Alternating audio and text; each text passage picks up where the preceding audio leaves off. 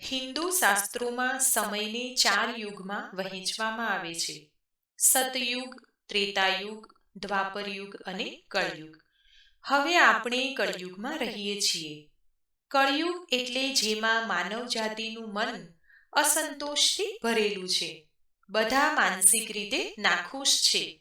ધર્મનો માત્ર ચોથો ભાગ જ રહ્યો છે. હાલની પરિસ્થિતિમાં દેખાય છે કે આજે ફક્ત ઘમંડ, વેર, લોભ અને આતંક જ છે. પુરાણોમાં કળયુગ મનુષ્ય માટે એક શાપ માનવામાં આવ્યો છે.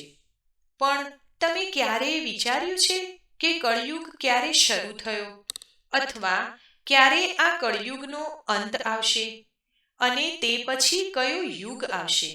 તો ચાલો જાણીએ કળયુગ પછીનો યુગ કેવો હશે.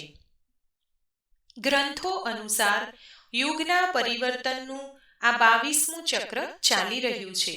ગીતામાં પણ આનો ઉલ્લેખ છે. ગીતા મુજબ પરિવર્તન એ આ બ્રહ્માંડનો નિયમ છે. જેમ આત્મા એક શરીર છોડે છે અને બીજું શરીર ધારણ કરે છે, જેમ રાત પછી દિવસ આવે છે, જેમ ઋતુઓ પણ તેમના નિશ્ચિત સમય સાથે બદલાય છે, તે જ રીતે આ બ્રહ્માંડમાં પણ એક નિશ્ચિત સમયગાળા પછીનું પરિવર્તન એક સત્ય છે. કળયુગથી સંબંધિત એક વાર્તા ગ્રંથોમાં વર્ણવવામાં આવી છે, જે મુજબ એક દિવસ ભગવાન વિષ્ણુને કોઈએ પૂછ્યું કે ભગવાન, દ્વાપર યુગ હવે ચાલી રહ્યો છે અને સમયગાળા મુજબ કળયુગ આ પછી બનશે, પરંતુ મનુષ્ય તે નવા યુગને કેવી રીતે માન્યતા આપશે?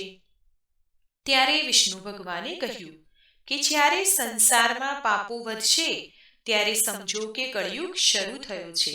હવે કળયુગની સ્ત્રીઓ તેમના વાળ કાપવાનું શરૂ કરશે, જે સ્ત્રીના આભૂષણ તરીકે માનવામાં આવે છે.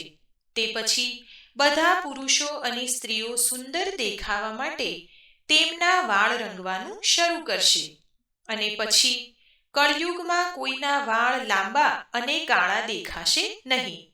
હિન્દુ શાસ્ત્રો અનુસાર કળયુગનો સમયગાળો 4,32,000 વર્ષ લાંબો છે, અને હવે ફક્ત કળયુગનો પ્રથમ તબક્કો જ ચાલુ છે.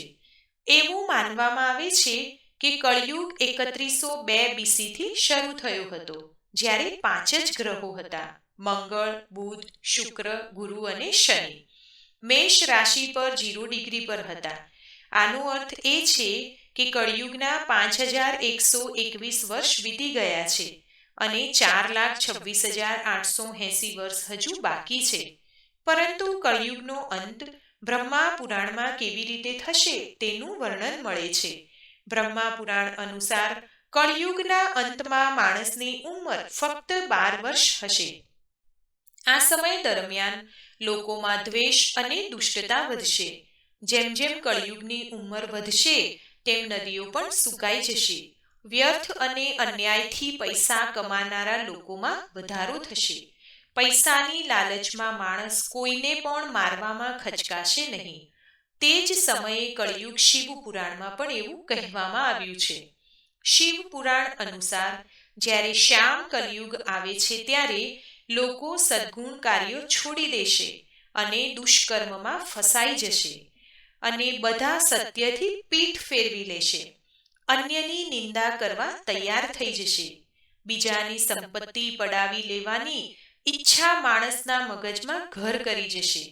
મનુષ્યનું મન વિદેશી મહિલાઓ સાથે જોડાવા લાગશે અને તેઓ અન્ય જીવો સાથે હિંસા કરવાનું શરૂ કરશે.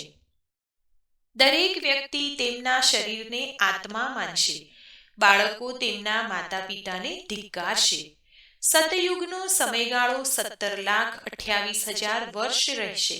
આ યુગમાં મનુષ્યની ઉંમર 4,000 થી 10,000 વર્ષ હશે. ધર્મ ફરીથી પૃથ્વી પર પ્રભુત્વ મેળવશે. માણસ શારીરિક આનંદને બદલે માનસિક સુખ સુવિધાઓ પર ભાર આપશે. મનુષ્યમાં એકબીજા પ્રત્યે તિરસ્કાર માટે કોઈ સ્થાન જ રહેશે નહીં. ચારે બાજુ પ્રેમ હશે. માનવતા ફરીથી સ્થાપિત થશે.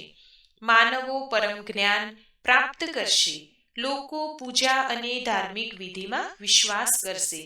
સતયુગમાં માણસ પોતાની તપોબલથી ભગવાન સાથે વાત કરી શકશે. આ યુગમાં લોકોના શરીર ઉપર સંપૂર્ણ નિયંત્રણ રહેશે. દરેક વ્યક્તિ આત્માના પરમાત્મા સાથે જોડાવાથી ખુશ થશે. એટલે કે વિશ્વનો સુવર્ણ યુગ કહેવાશે.